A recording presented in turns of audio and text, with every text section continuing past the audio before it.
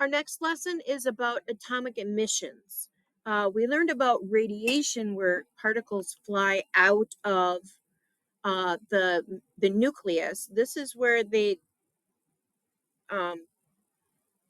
particles fly out of the atom, the entire atom.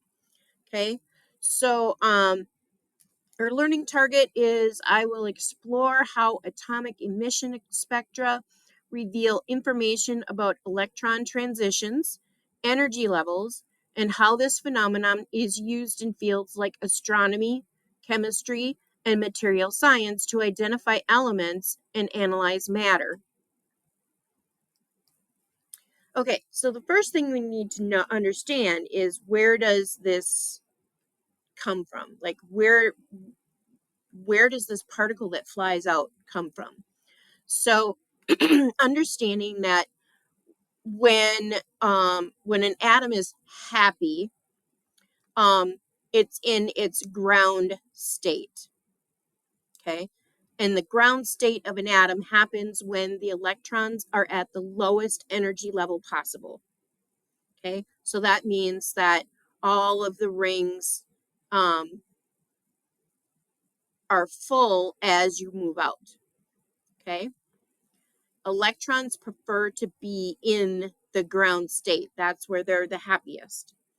Okay, so example, neon in its ground state has electrons in the first and second energy level. Okay,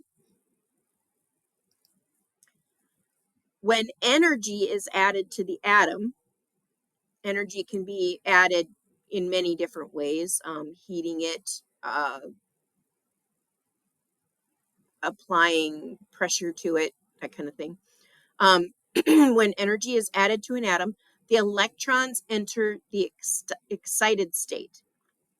Okay, so basically what happens is energy comes in, the electron soaks it in, it gets excited, so it jumps to a different ring in the atom. Okay, so you've got it's similar to a kid eating candy, right? You give a kid candy, that kid gets hyper. Okay, so the electron's getting hyper, and it's moving into a higher energy rate. Okay, so now it's all excited, it's in that higher energy rate, but remember, electrons prefer the lowest energy level possible, right? They want to be in that ground state. So what happens is the electron returns to the ground state, but then gives off what's called a photon. Okay, so here we have heat or something coming in, and it's getting the electron all excited. The electron jumps up to another energy level, and then it calms down and says, oh, I want to go back over there, right? And so to get back over there, it has to give off energy, right? And that energy given off is called a photon. And you can think of photons as little packets of light, right? It's a photon is it's a particle, but it's really, really small, but it has a whole lot of energy in it. Okay, so the color of the light emitted by the photon depends on the amount of energy. Okay, so if the photon has a lot of energy, right, it would appear to be like blue or violet. It'd be, up in this higher energy level or higher energy range. If the photon appears to be red, it has a lower energy range. Okay, so blue is high, red is low. Okay, so what do we use this for? All right, so we're going to take that atom, right? We're going to take that sample, and we're going to look at it under either a prism or through a spectroscope. Okay, a spectroscope is something that you can look through, and then you look at an element that is being excited, so like it's on fire or something like that. And then you'll see for that particular atom, little lines of light appear, right? Colored lines. So if you were to look at a hydrogen sample that gets excited, right, lights up, these are the lines that you would see. These are the colors you would see. Okay? If you were to look at a helium atom, you'll notice that you see different colors. It's because of the differences in the elements that we can use these lines like a fingerprint to identify them.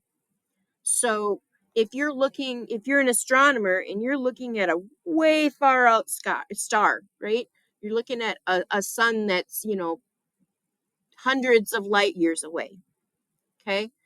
If you look at that star through a spectroscope, you can determine what that star is made out of.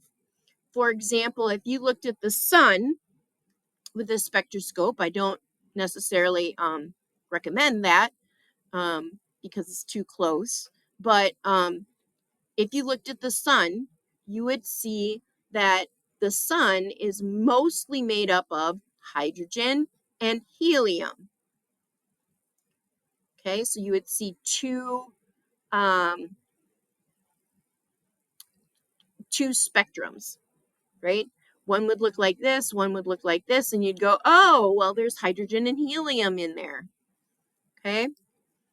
All right, so to sum it up, the ground state of an atom happens when the electrons are at the lowest energy level possible. Okay. When energy is added to an atom, the electrons enter the excited state. Okay. They jump into another shell.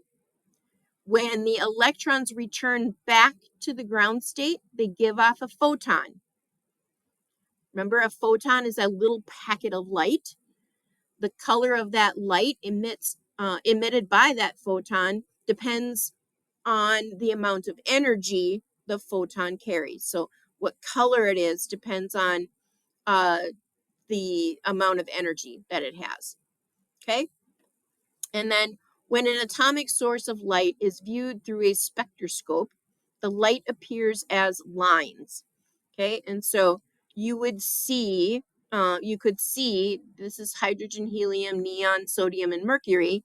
You can see that they're all different. Just like a fingerprint, we can use those to determine when we're looking at something really, really far away, or even if it's just up close, right? If we want to figure out what material is made out of, we can look at its spectra, and we can tell compare it to the known spectras, and then we can kind of tell what it's made out of.